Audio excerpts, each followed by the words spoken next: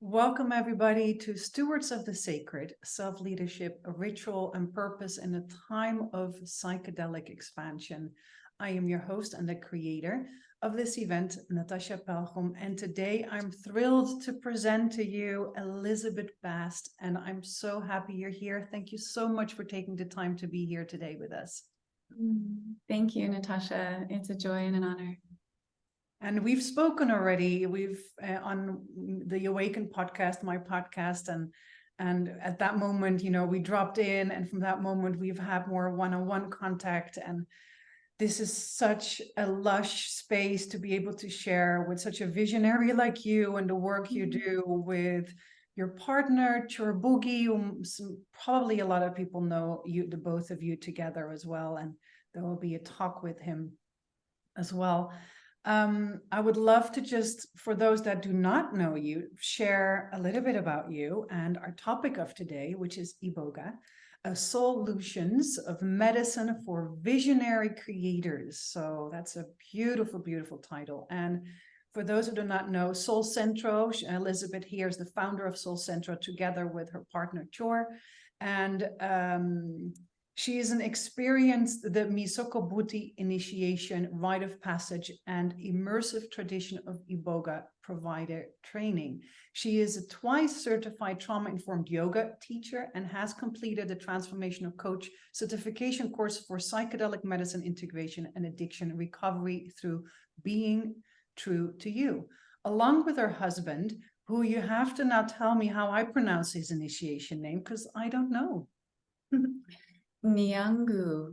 Nyangu. Okay, very good. So together with your husband, Nyangu, she traveled to Gabon numerous times to study the traditional ways of knowing. Her Bwiti name is Mbei, right? Am I saying? Mbei. Mbei. Wow. Which means the river medicine. And I'm so delighted to be here with you. And last time we were together, and I have this fond memory that we actually prayed to the river and placed an offering. So that is honoring your name as well. I want to drop immediately into into such a beautiful topic, and which is the majority of people that probably tune in know Iboga so much more as the drug of detox medicine. And I would love for you to actually maybe educate us on that. It's so much more than that. Thank you, Natasja. So much more. If you ask an indigenous Bwiti person, is Iboga for drug detox, they would probably laugh. A deep belly laugh.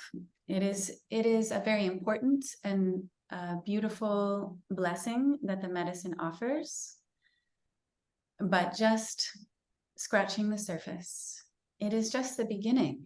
And that's also why Iboga has such a fierce reputation of being such a challenging medicine, because so many people are coming into it in the space of detox, where people are often in deep toxicity, deep crisis, and toxicity can also be emotional and psychological. That's also creating toxicity in the body as well. So people come in for this rough detox. It's difficult to have all of that extracted so quickly.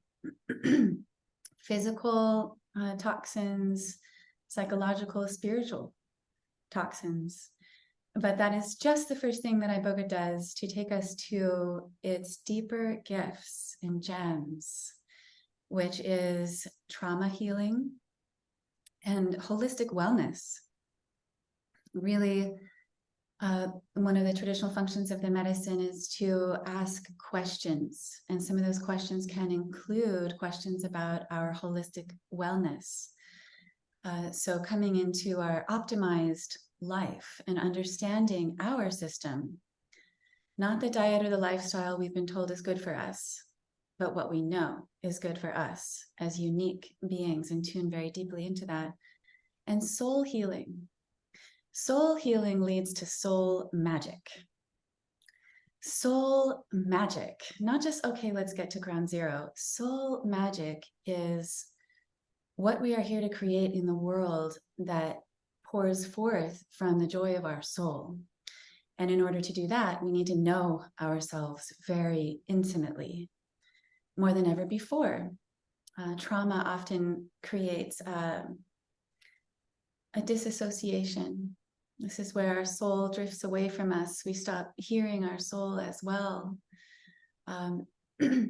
So that healing and that knowing is the beginning of that source of visionary creativity.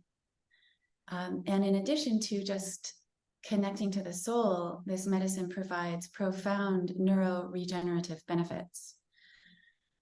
Even to the point of now there's studies for veterans who have suffered traumatic brain injury. There's such profound healing. So what it can bring to well people is a profoundly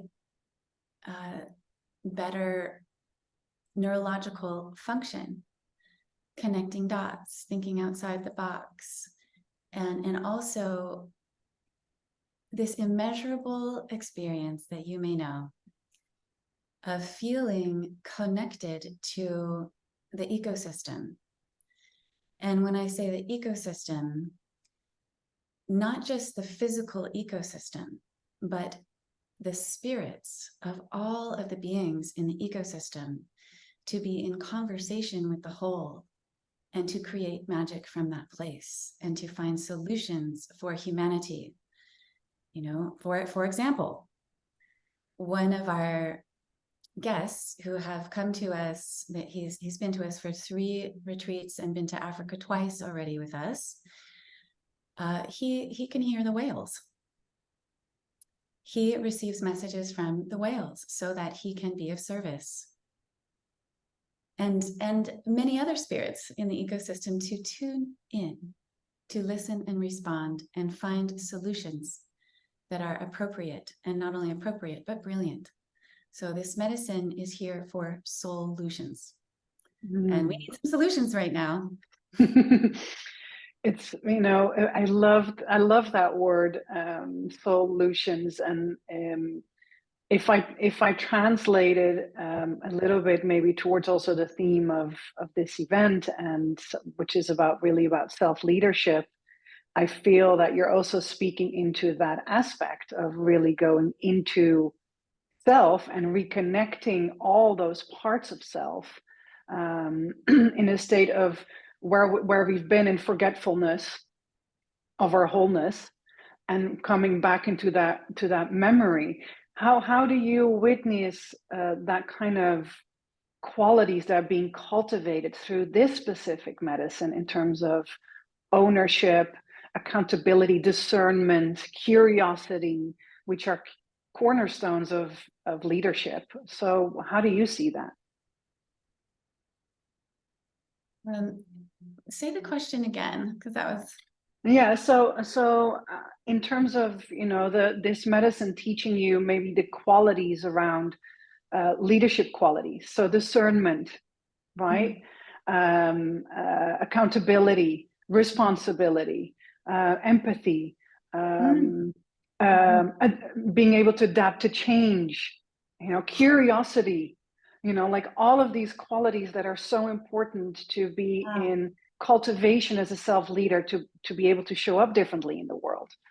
Yeah, maybe I'm making more text than I feel you. Yeah. I feel you. The central beating heart of what you're asking about is, how does this medicine inform leadership? Yes. Right, and support leadership. And leadership, you know, we look at the word leadership 100 years ago versus leadership in this conversation, we're talking about 2 totally different things within, if we're looking through like the patriarchy lens or the eco-mystic lens. Yeah. You know, it's very different. And the ceremony lens. This medicine in this way has taught me so much about leadership, which is service.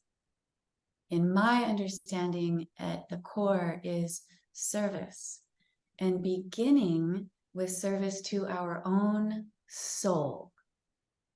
That is the foundation. So many people say, I want to help people. I want to help people to the point of martyrdom or forgetting about their needs. And then that's not service, you know, and sometimes it's a distraction. In order to be truly of service, we must start with serving our own soul first. And that's central to the work with Iboga, central to the shamanic work with the Bwiti.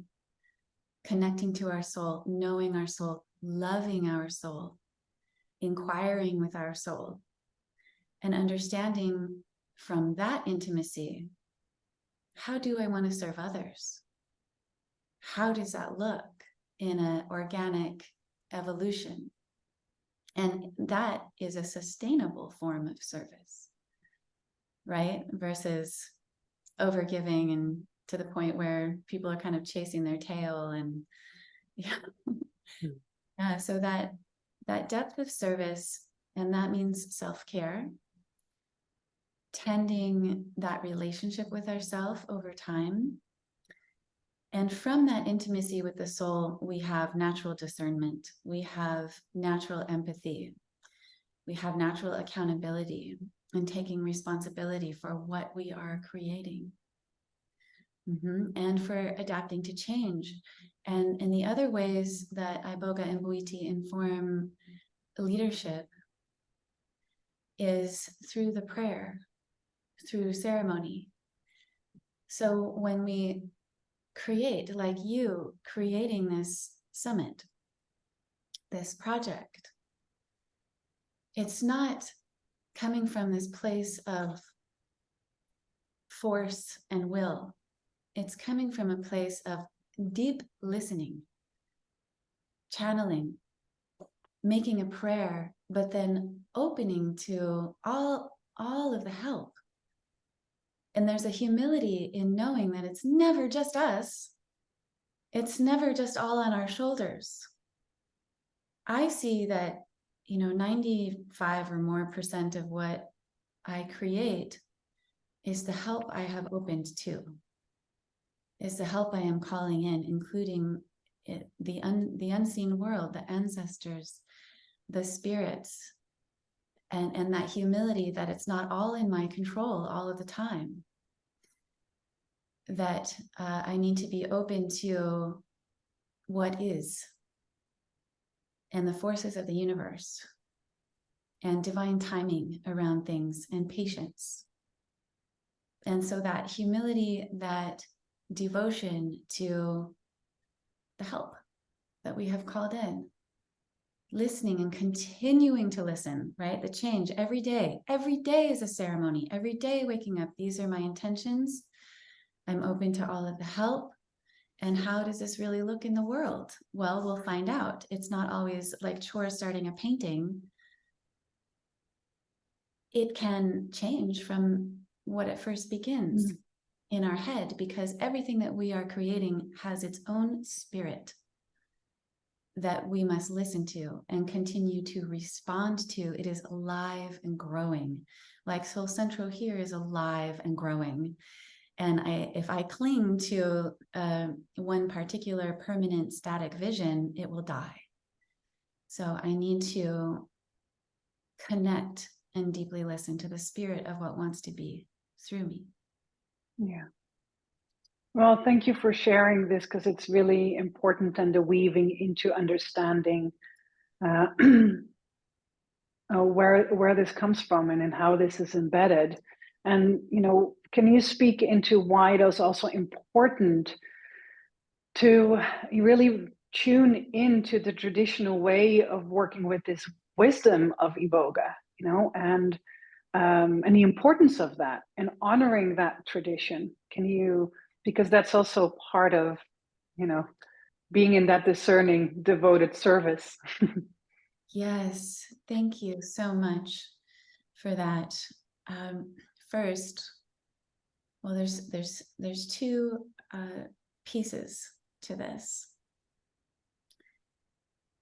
So the first is I have such deep reverence for this tradition that has studied and stewarded this medicine since prehistory, with so much devotion, with reciprocity, not extraction, not commodification, devotion.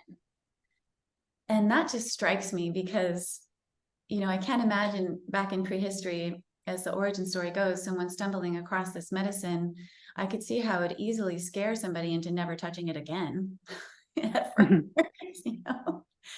But no, they had this reverence and curiosity and devotion over eons, over countless generations. So the Bwiti were taught about the medicine by the Babongo, which are known by the colonial term as pygmies. And this is, according to science, the second oldest genetic line in the world. This is an ancient knowing. This is an ancient relationship with this plant.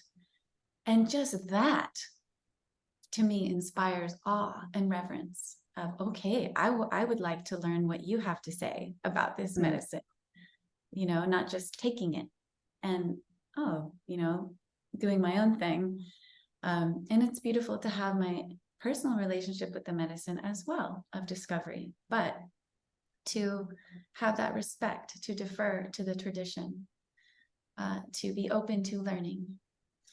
And there is a lot coming through that. There is a deep understanding of the spirit world, which is a place and not a hallucination.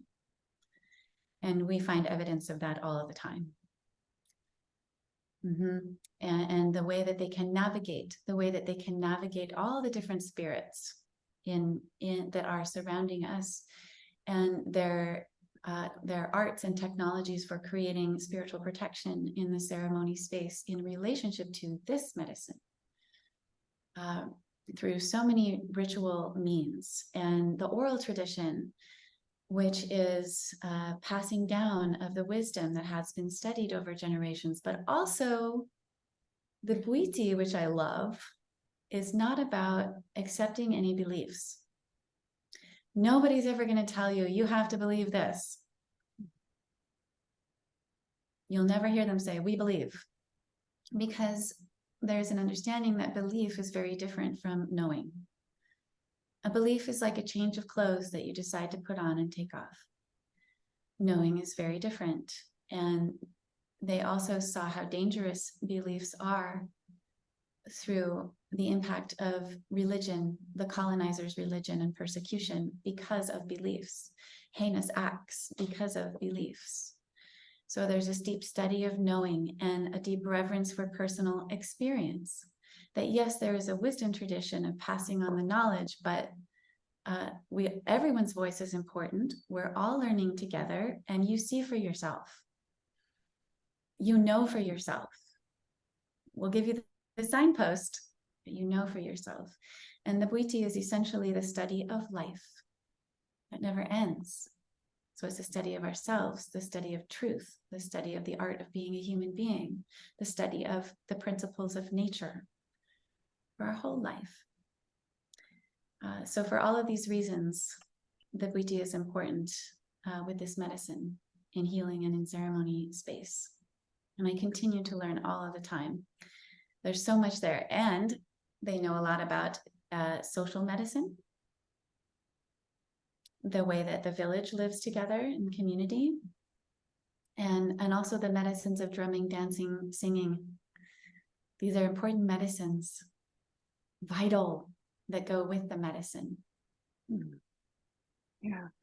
And why do you feel is it important that the blessings of the indigenous teachers with a cultural heritage medicine is so important related to Iboga? Because this is what we're also speaking into. We can speak into the wider field as well, but in this relationship. I'm going to try to put this into words.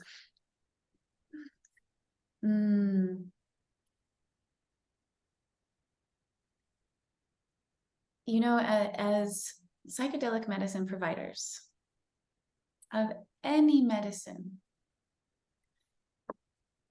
it is very important that we have mentors for the rest of our life, that we have another set of eyeballs on us, that we are accountable and it can be peer mentors too, that we are in community, and have that supervision until we're the oldest one. And even then we have our community of peers.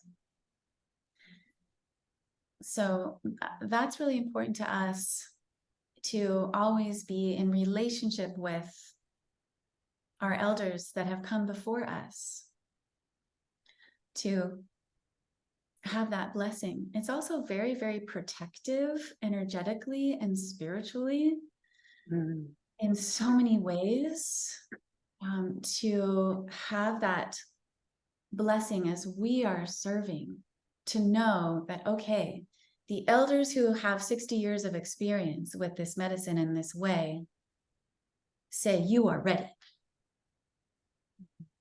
And to feel that, and to know that, and to know for ourselves as well. But to have that knowing, I don't know what it's like to look through 60 years of the Bwiti experience in the bush. Yeah. But I know Binana does. And so just that knowing of, okay, my elder says it's time. There's a very, very deep feeling in the heart with that. So that blessing is very protective to our spirits. And imagine, for example, there's something in your family line that maybe your family has cultivated, for generations upon generations upon generations, that is unique and sacred to you culturally. And then someone walks along and picks it up for the first time. This is mine now. I'm gonna do this. I'm gonna talk about this. I'm gonna just do it all in my way, right? That hurts, really.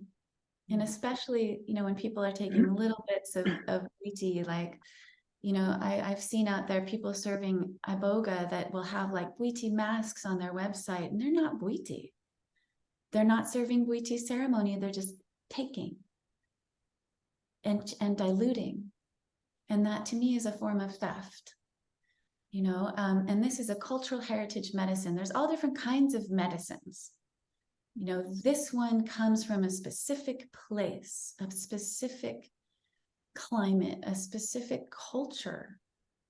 Like I feel that there's differences with like a mushroom that grows in anyone's backyard is lending itself to a DIY experience. Hi, I'm here. Or for example, the 5. The 5-MeO is, there's a lot of discovery with that medicine right now. These are different medicines.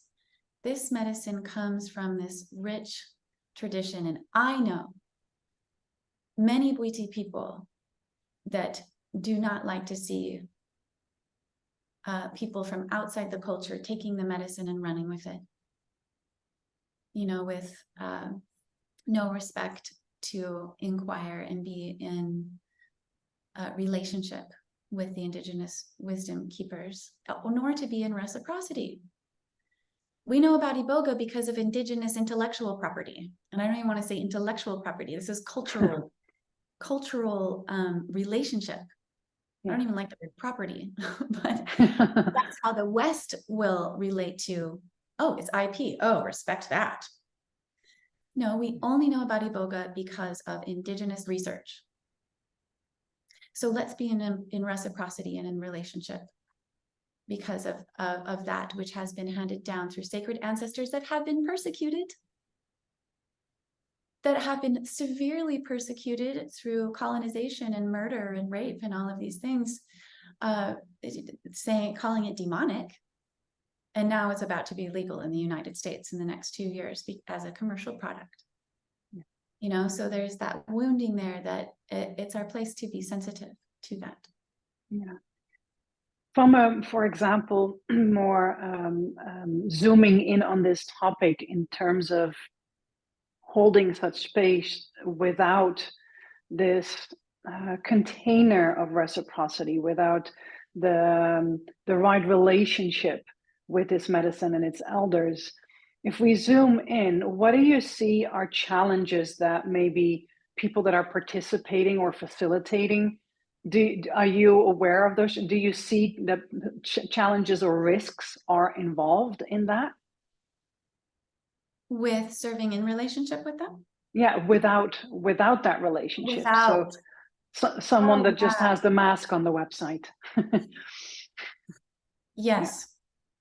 Yes, I do. Yes. And also just to mention, there are also sustainability issues with this medicine as well. And we need to ensure that our medicine is sustainable, that we are in relationship with the source also. Yes. And I see that Iboga is a very big medicine. It is a complex experience. The wisdom is very simple and clear, but we are complex. Our minds are fortresses with trap doors and booby traps and secret and skeletons in closets and attics and basements. You know, we are complex, and the experience with this medicine is complex. And what we see all of the time that we deal with is entity removal, or like entity liberation. And what we call an entity is like a program or a pattern that wants to replicate itself, that is there because it's been serving someone. That's always a symbiotic relationship. Entities make people feel more powerful or more comforted or satiated, or it's addiction, or, you know, there's always some benefits that have helped people to survive. And it can be very liberating, but also challenging and scary to let go of those ancient crutches and to learn who we are without all of that. And for this reason, you know, and Iboga throws open the doors so that these things can leave, but things can come in too. That there is, you know, Iboga is a big medicine. It can be utilized in different ways. And it can also be a dangerous medicine. It can be a dangerous medicine psychologically. It can be a dangerous medicine spiritually, unless there is that very clear ritual container with the appropriate protections and guardians and intentions, right? And so we really create that space here through the blessing of our teacher with very powerful heritage ritual objects that have gathered a lot of energy, you know, creating this space for safety. You know, I see that, and in a psychological way, you know, this medicine brings all the trauma to the surface. There is a framework that Bwiti have for holding space, and also through understanding what's happening. I think it could be very dangerous for a provider who doesn't have this level of understanding of the medicine and what's happening. Also, if people are deep in detox, they can go into the confusional state, which is, that's the medical term, like a psychiatric term, the confusional state, where they're half connected to here and now, physical reality, and half completely in the spirit world. And that's when someone can walk into the street, you know, so we need to really know how to protect and navigate in those situations. That is very rare. Most people are very aware of what's visionary and what's here. But if that happens, it's actually a very, very sacred state of seeing. So for all of these reasons, you know, creating the spiritual protections and being very clear in how we're utilizing this medicine And you know, we've spoken about the detoxification and also, of course, the importance of that container, the protection, the right relationship. If we lean into also the title of this conversation, which links so beautiful into visionary creators, you know, what do you mean with visionary creators? Let's start with that, because you know, and then I would love to speak into how Iboga can help really with visionary creativity from that point. Yes. You know, right now, psychedelics in the medical model are being brought first into sick care, right? And that's important. There's a lot of depression and anxiety and PTSD and brain injury and like end of life anxiety. There's a focus on, okay, getting people back to functional, because that's the model that we're in. It's focused around pathologies instead of our optimization, our wellness. So we can approach this differently. That we're not just getting back to functional baseline. We are entering into that visionary creativity. And that's what I was speaking about with knowing our soul so intimately, that we know what we're here to do because it brings us joy and fulfillment, even if it's hard. And knowing ourselves so well that we know what we want to create. And that is the joy, you know, following the joy. But if there's a lot of trauma in the way, if there's a lot of toxicity in the way, then people haven't been listening to themselves as closely. Their soul, you know, they can be listening to all of the programs in their mind that have been given to them, the limited beliefs that can come through the ancestors, especially the self-talk that is not respectful to ourselves, like that can come in through trauma.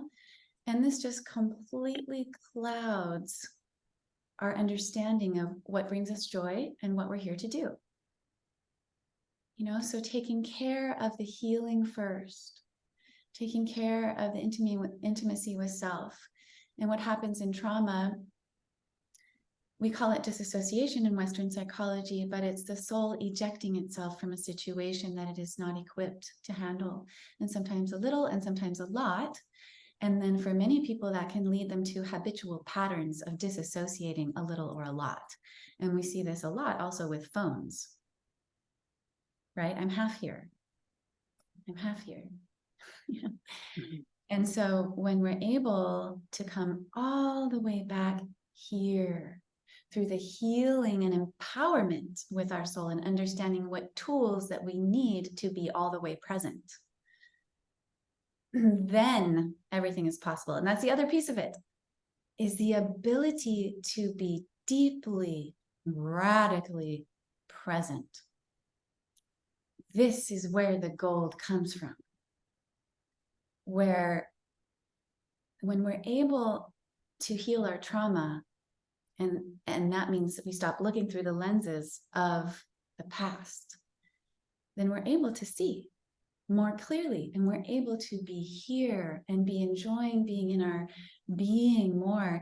And when we are deeply present with our consciousness, with each one of our senses, like right now, savoring our physical senses more than ever before in our life, as if for the first time, our eyes, our ears, our nose, our mouth, our touch.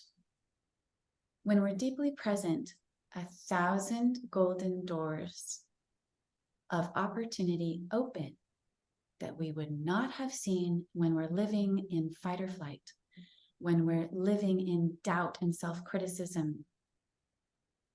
You know, all these doors open up of possibility that we wouldn't have seen before when we're lost in the storm of our own mind. Mind is different than soul. And then when we heal and we come in relationship with our soul, then, because the mind is not the enemy, the mind is the tool. The mind is the sacred tool, and every thought is sacred. So we can come into a different relationship with our mind. We can start to see, okay, that's just the old program running. The soul begins to captain the mind, and we can learn to think with our soul and use our mind for the divine tool it was always meant to be, where the soul tells us what to focus on, the soul tells us where to go, the soul tells us what we need for our happiness, and we're using our mind in that way to support what we want to create. And once you start creating like this, it requires 100%. It requires 100% of me to tend the life I have created. There is no time to listen to the bullshit of the mind anymore. You know, the little flicker will show up of like these ancient things that are so human. They don't stop, but they don't have to take you down to 10 years in a rabbit hole either.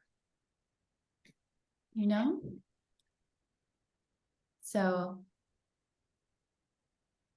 using the mind for what it's for. The mind is mastered when it is the servant of the soul. Being very clear what it is for. What do you see in terms of working with this medicine, but also from your perspective? What stops people besides the trauma or the challenge or the wounded place from people really redefining their purpose and leaning into that visionary creativity? Is there another aspect to that?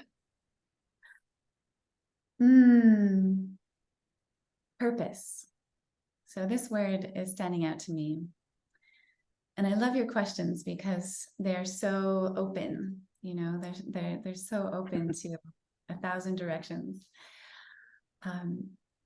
So a lot of people come to Iboga to ask questions, and this is one of the traditional functions of the medicine. That people come with their most meaningful questions, existential questions, nitty-gritty life stuff, relationship questions, creativity questions. And this ties into the origin story as we have it, that the plant actually, well, I'll just say this really quick. In the origin story, there's two people who experienced the medicine first, both women. First was accidental ingestion, and then followed up by some research with an intentional, different person, different woman, intentionally ingested the medicine, at which point the spirit of Iboga appeared and formally introduced itself and said, hello, I am the spirit of Iboga, and I have come, well, it said, I've been watching you humans for a long time, and you love to ask questions. Who am I? Why am I here? What is my purpose? Who or what is God? How can I be happy? How can I find true love? How can I be a better parent or friend or lover? You know, all of these very meaningful questions. And Iboga said, I have come to answer your questions. So here's this plant with very specific and fascinating phenomena that I know cultivated itself over eons of studying who we are, by sinking its roots into our bones, into our DNA, listening. Plant intelligence is vast beyond what we can measure in a laboratory. So it evolved itself to answer our questions. I want to see the climate change scientists in here. I really want to see big change makers, visionary creators working with this medicine. So then you have people come in and they ask, what is my purpose? Spoiler. Spoiler here, you know, we have, I'll tell you, you know, special spoiler alert, what is my purpose, just for the guests of this summit? People from all over the world, all different countries, all different traditions, all different spiritual, psychological frameworks ask this question. And, you know, when it's the right time, the right therapeutic window, the right climate, we can guide people through this journey to ask their questions. It's always the same. It's always similar or the same. Yeah. And the answer is to be, or to be happy. Happy does not equate with easy. Let's just say that. Yeah. You know, happy is rich and fulfilling and worth it, right? To be awake, to be facing our life instead of running from our life. So the answer is just to be. To be. And so many people have these ideas about and a trauma around ancestral values around they have to earn love, they have to do something, they have to be something, they have to win a medal, they have to be a doctor, they have to be published, they have to be whatever. Fuck that. That Yeah. is the frosting on top of to be. That is the natural, organic effusion of pursuit of joy, of being. And the Iboga medicine can teach us a lot about the art of being.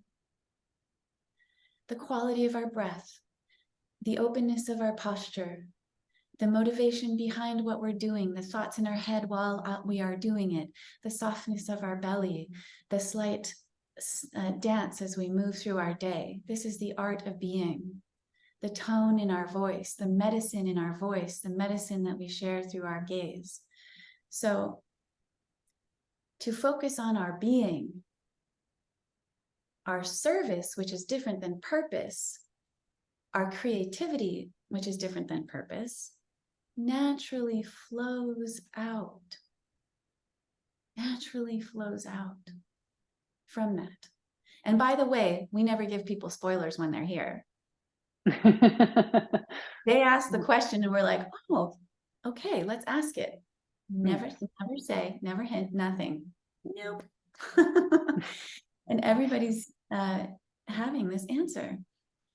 So if we focus on being instead of doing, the doing pours forth naturally from the joy of our soul. And that creativity. And one other thing I'll also say about visionary creators,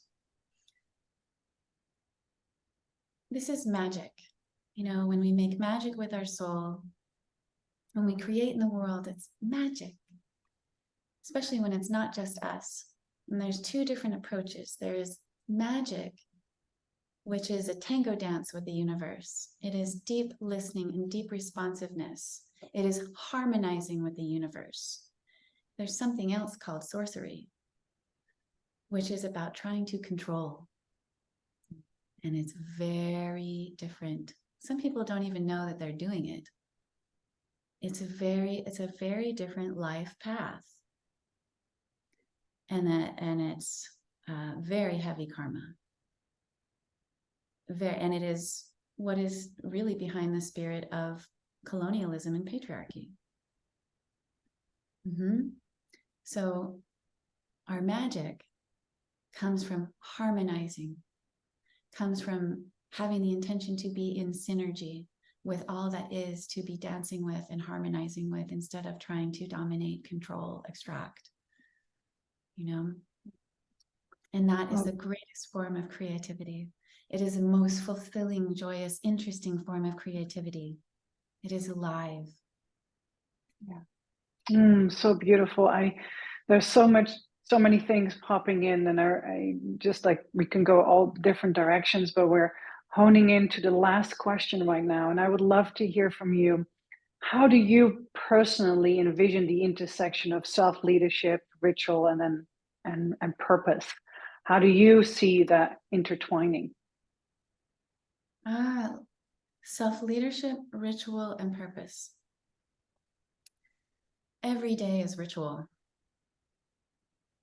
Every day is a sacred circle, is the sun rising, the sun falling. Also, dream time is ritual. All of life is ceremony. and understanding that life is a gift. And the meaning of life is what we give it. It's what we give it. And every day in ritual is intention. Every day waking up, aligning with intentions. Every day, what are my intentions? Starting from that place, starting from listening to ourselves before we pick up the phone and email and get lost in every notification. That we start with our intention. And then from there, dancing with the universe around that intention. Intention is not rigid. Intention is like the sail on a boat, that we can be open to the journey and be responding to what is. So every day, beginning with leadership within our own life, being clear with our intentions, remembering that every day, every breath is sacred, and that intimacy with ourself, listening to ourself, the art of being, our true purpose, the art of being, will pour forth in infinite creativity expressed through leadership, which is really service. Beautiful. Oh, is there, as we close, is there anything that you would like to share from all that we've just shared that isn't asked, or that you feel like, oh, this is what I would like to leave with? Thank you, Natasja. I would like to share the most exciting part of my work. The most fulfilling, beautiful, exciting part of our work here. You know, often people do come to this medicine on their knees. It's just because of how it's been marketed, you know, in the West. But people really come in on their knees a lot. And sometimes people come in just ready to be more in the fullness of their being. And what we see over and over is that everyone is a treasure trove of gifts and knowledge, wisdom, talents, love, beauty, that they're scratching the surface of, that's buried under a lot of trauma and patterns. They are a treasure trove. And it's like water on roses, you know, giving people the medicine, and it takes their participation. We can't do it without them. They are the ones healing themselves. They are the ones finding their own answers. We don't have their answers. You know? And then the treasure trove opens. And then it's more and then more and more and more and more. And we see people over years after this medicine, and it's just more and more. If they're giving their answers attention and dedication, if they are nurturing their answers. The answers are seeds that people get. They need to nurture them very carefully. So everyone is a treasure trove. And everyone also being in relationship with their ancestors, healing their ancestors, is a big part of this work.